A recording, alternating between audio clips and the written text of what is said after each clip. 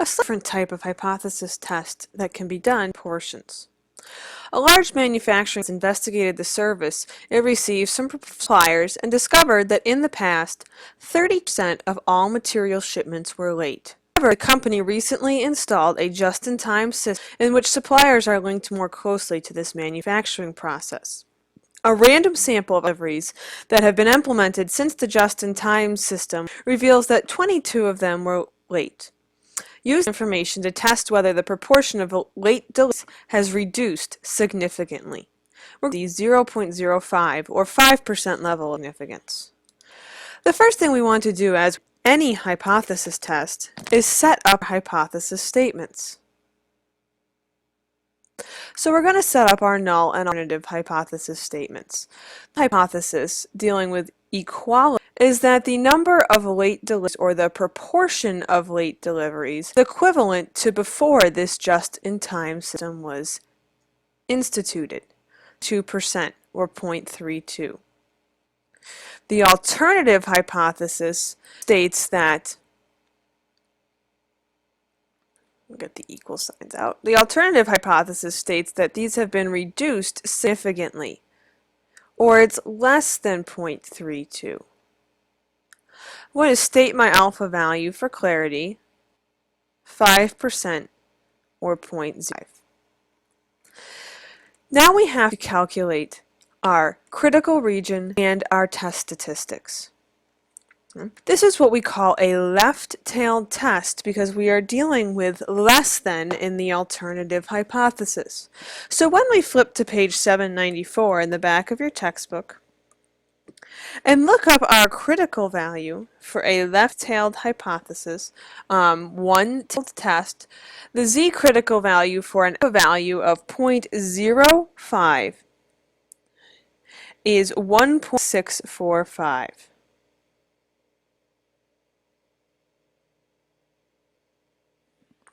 Now, since this is a left-tailed test, the value is actually negative.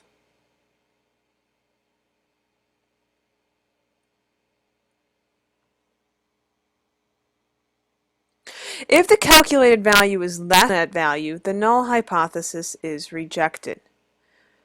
So when we calculate our z-statistic, if it comes to be less than negative 0.645, this is the rejection region in which we would reject HO, the null hypothesis. If it is greater, we can say that the data does not support a rejection of the null hypothesis, or we fail to reject.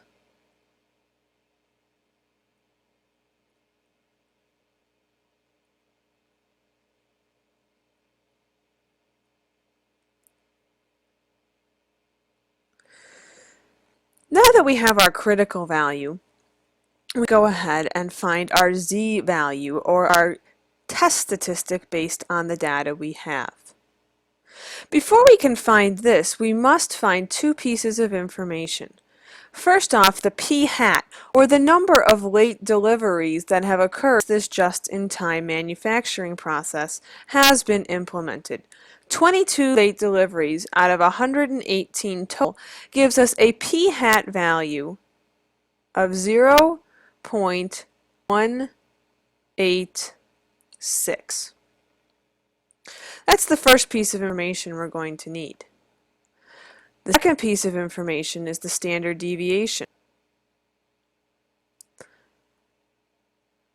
The formula for the standard deviation comes from the proportion, not the sample proportion, but the actual population proportion. In this case, the 0.32 times 1 minus 0.32 over the number in our sample, 118. Before I go ahead and do the actual math, I'm just going to subtract 1 minus 0.32, or 0.68, over 118.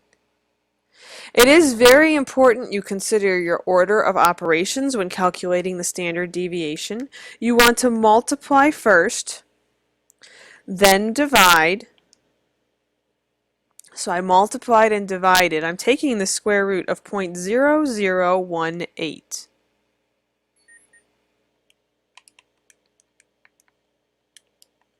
Or 0.04.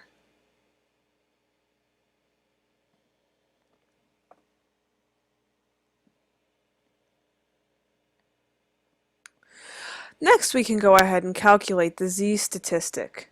The z-statistic is found using the formula p hat minus p over s.